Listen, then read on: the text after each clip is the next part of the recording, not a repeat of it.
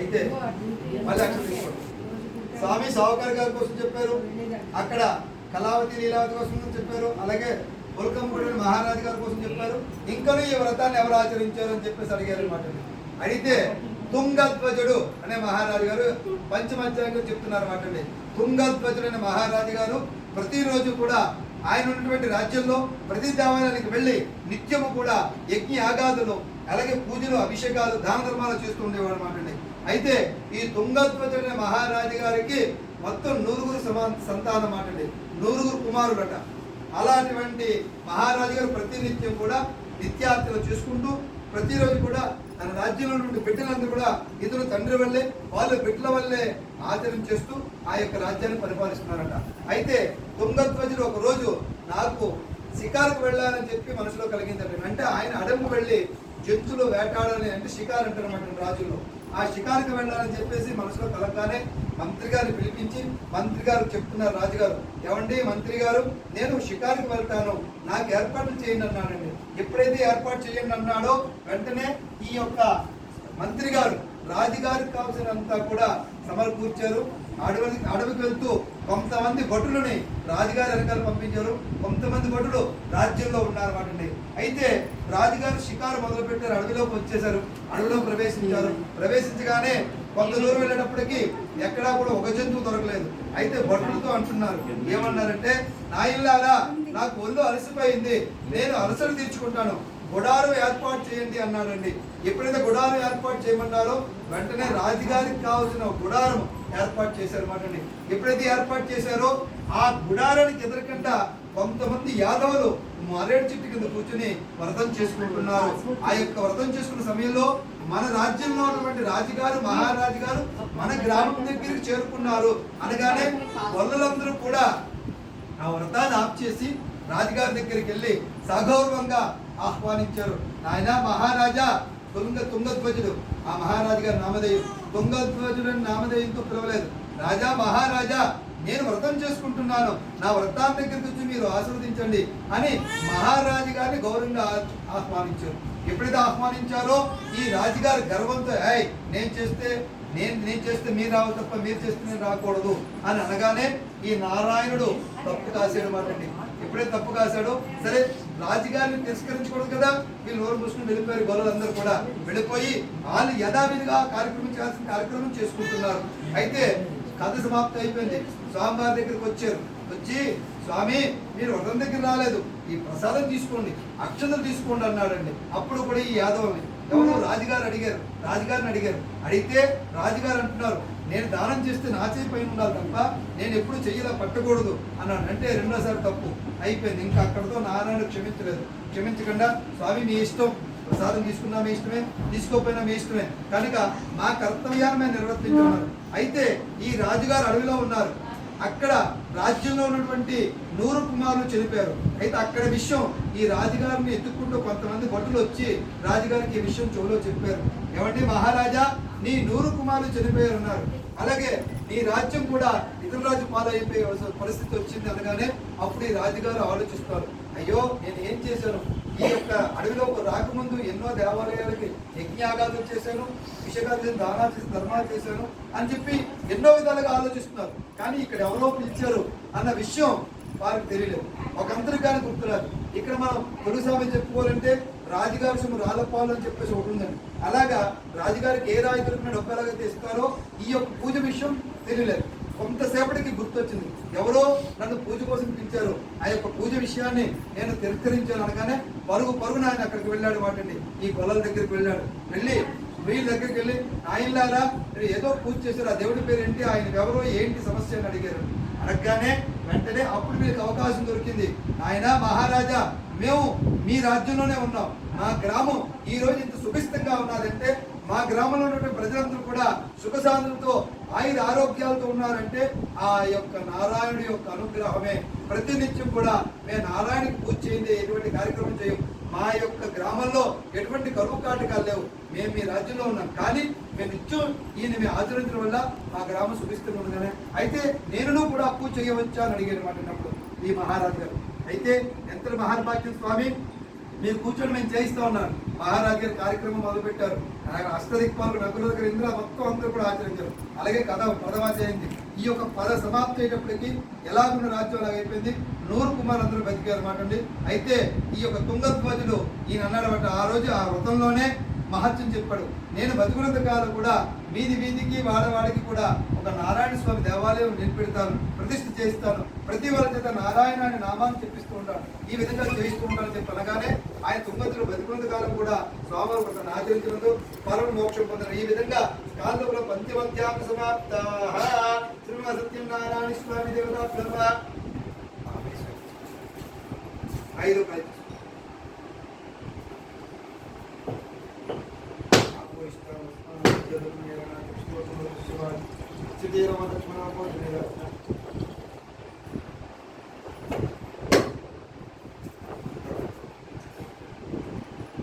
మీరందరూ వేసిండమ్మా అక్షతుల పూజార్చనాంగతం పునః పూజార్చనం కరిష్యే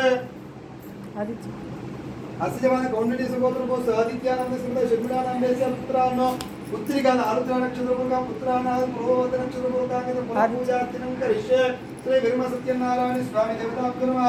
పుష్పం తీసుకో లేదా పూల అక్షతం తీసుకో. ధ్యాయామి ధ్యాయామి ధ్యానం సమర్పయామి ధ్యాయామి ధ్యానం సమర్పయామి. ఒక పుష్పం ధ్యాయామి ధ్యానం సమర్పయామి. ఆవాహయామి అక్షతం తీసుకోండి. ఆవాహయం ఆవాహనం సమర్పయామి. పుష్పం చేస్తాం. ధ్యాయామి ధ్యానం సమర్పయామి. ఆవాహయం ఆవాహనం సమర్పయామి. నవరత్నగత సంహారం సమర్పయామి. ఈ నీళ్ళు జరగడం ఆది ఓ పాద్యమైన విద్వాసు దేవతన్న విష్ణు ప్రజోత నారాయణ విద్వాసు దేవతన్న విష్ణు ప్రజ నారాయణ విద్వే వాసుదేవాదితన్న విష్ణు ప్రజోదయాదో నారాయణ స్వామి పరోదక స్నానం వరకు వదిలేడు. యుద్ధోదక మళ్ళీ అక్షరం తీసుకోండి. అభివస్త్రాది జనానుషాపు ధనుసుగాపు యమన అభిషేక వస్త్రార్థం అక్షరాంతరూపం వేసింది. యజ్ఞోపీతార్థం అక్షరాంతరూప్యామి.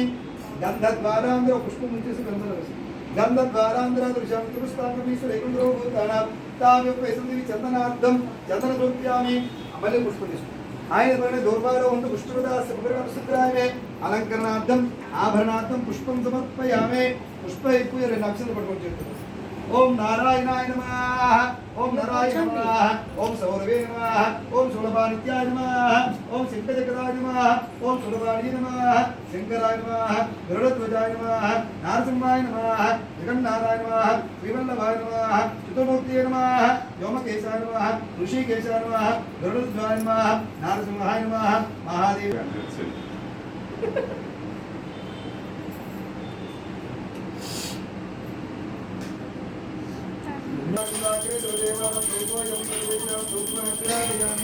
మనస్పత్తిర్భవే దివ్యమానందాగ్రే హృదయం రూపాగ్రావ్యం రూపాగ్రావ్యామి.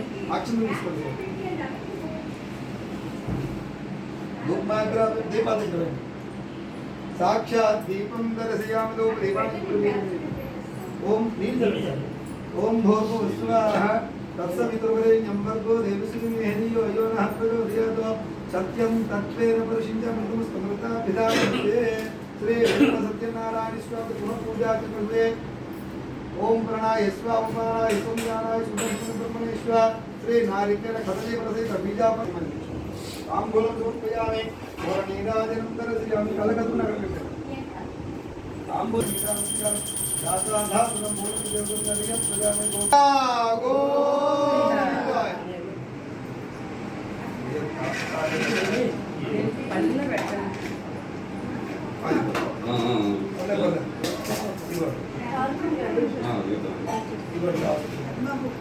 అలా నమస్కారం చేసుకుంటాను.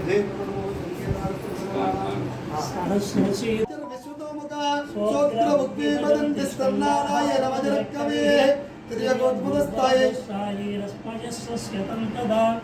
సంతాపయితి సందేహమాపాతదమస్తగాః తస్య మధ్యే వందిసగానియోద్వాయవస్థిత దీవారసోగవత్వం వీతావాదస్యలోకమా తస్యాసికాయ మధ్యే పరమాత్మాయవస్థిత స్వబ్రహ్మ సచివస్సారిశ్చేంద్రక్షోక్షరపరమస్మరాట్ యోపం పుష్పం వేద పుష్పవాన్ ప్రజావాన్ పశుమాన్ భవతి चंद्रमा वापां पुष्पं पुष्पवान् प्रजावान् पशुमान् भवति य एवं वेद योपामायतनं वेद आयतनवान् भवति अग्निर्वा अपामायतनम् आयतनवान् भवति आपो वा अग्निरायतनम् आयतनवान् भवति योपामायतनं वेद आयतनवान् भवति वायुर्वा आयतनवान् भवति आयतनवान् भवति आयतनवान् भवति योपामायतनं वेद आयतनं वेद आयतनवान् भवति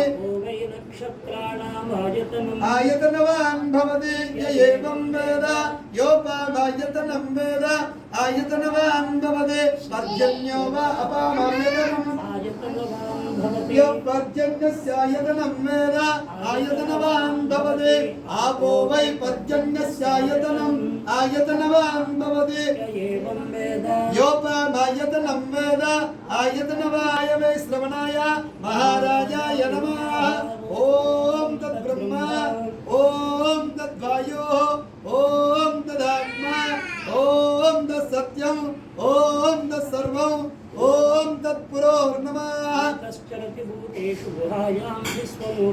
तं यज्ञस्तं वडस्कारस्तं इंद्रस्तं रुद्रस्तं विष्णुस्तं ब्रह्मस्तं प्रजापते ब्रह्मभोर्भुवस्वराभव उद्धमादमसन्धम आदित्ये चन्द्रवन्दानां गर्भमादेहि यत्कुमारो इतस्तिक्त्वं सर्वमतं रसंकृते वारादञ्जनयाग्रेऽग्निं य एको रुद्रमुच्यते अष्टाचक्रमपद्वारां देवानां पूरयोग्यां तस्यागं हिरण्मयकोशः स्वर्गो लोको ज्योतिरावृतां यो वैतां ब्राह्मणो वेद अमृतेनावृतां पुरीं तस्मै ब्रह्मज ब्रह्मा च आयुः कीर्तिं प्रजां ददोः नारायणाय विद्महे वासुदेवाय धीमहि तन्नो विष्णुः प्रचोदयात् विद्महे विष्णुपत्नी च धीमहि तन्नो लक्ष्मी प्रचोदयात् आत्मनाय विद्महे हिरण्यगर्भाय धीमहि तन्नो ब्रह्म प्रचोदयात् देव्यै च विद्महे ब्रह्मपत्नी च धीमहि तन्नो वाणी प्रचोदयात् रुद्राय प्रतेजसे मीडुष्टमाय तव्यसे ओचे मसन्तकं हृदे सर्व तत्पुरुषाय विद्महे महादेवाय धीमहि तन्नो रुद्र प्रचोदयात् देव्यै च विद्महे रुद्रपत्नी च धीमहि तन्नो गौरी प्रचोदयात् ऐश्वर्याय विद्महे लालीलाय धीमहि तन्नो अग्नि प्रचोदयात् वज्रनखाय विद्महे तीक्ष्णतदृष्टाय धीमहि तन्नो नारसिंह प्रचोदयात् कात्यायनाय विद्महे कन्याकुमारी धीमहि तन्नो दुर्गे प्रचोदयात् सहस्रपरमादेवी शतमूला शताङ्कुरा सर्वगं वर्धमे पापं धूर्वादिसुप्रणाशिनी दुष्प्रणाशने आङ्गाय नमः वेदोर्णमन्त्रपुष्पाञ्जलिं समर्पयामि आत्मप्रदक्षिणनमस्कार पुष्पं समर्पयामि साष्टाङ्गनमस्कार पुष्पं समर्पयामि ముందు ఉందండి ఉందండి ఇక్కడ పెట్టండి పక్కన పెట్టండి ముందే తీద్దాం साष्टाङ्गनमस्कारां समर्पयामि पुरसा शिरसा दृष्ट्या मनसा वचसा कराभ्यां नमस्कारां चिदे కూర్చోండి కూర్చోండి స్వామి చామరం చక్రం దర్పణాం దర్శయామి ఇది స్వామివారి చూపు గజారోహణం సమర్పయామి అక్షంతలు వేయండి అశ్వారోహణం సమర్పయామి గదారోహణం సమర్పయామి చక్రవర్తి అదే మొత్తం ఇక్కడ రుణాన్ని ఇచ్చేస్తున్నాను ఇదిగో అశ్వారోహణం సమర్పయామి అవి ఎలా చూపించండి అలా పెడతాను ఇలా ఇచ్చాను స్వామి నారాయణుడు దూరం వెళ్ళిపోండి ఏనుగు గజారోహణం సమర్పయామి చూపించండి వెళ్ళారండి ప్రస్తుతానికి ఐటవరం తిరిగి చూస్తున్నారు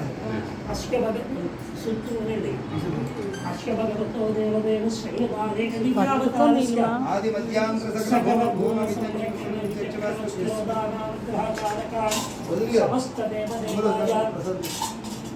అందులో తీసుకురా లోపలికి వచ్చి. ఉమా సత్యనారాయణ వర్తాంతే చతుర్వేద పారాయణ ప్రీతమానసాం అయిందా యజుర్వేదమవధారయ స్వస్తి యజుర్వేదానంతరం సామవేదమవధారయ అగ్నాయాహి వీతయే గుణానాతయే స్వస్తి జింకండి భూతాత్మా భూతపావనః స్వస్తి శ్రీమాతా శ్రీ మహాసింహాసనేశ్వరి క్షుద్రపూర్ణ సంభూత దేవకార్య సముద్యత స్వస్తి శివో మహేశ్వరశ్వం భక్తినాకీ సంస్కృతేకరాः వామదేవో విరూపాక్షపర్ది నీలలోహితः స్వస్తి జ్ఞాననామవిచేతాంసి దేవీ భగవతి సా బలాజా కృష్ణమోహాజా మహామాజా ప్రయస్కటి స్వస్తి సర్వమంగళమాంగళ్యే శివే సర్వార్థసాధికే శరణ్యే త్ర్యంబకే దేవి నారాయణి నమోస్తుతే స్వస్తి ప్రియే సంగీతమవతారయ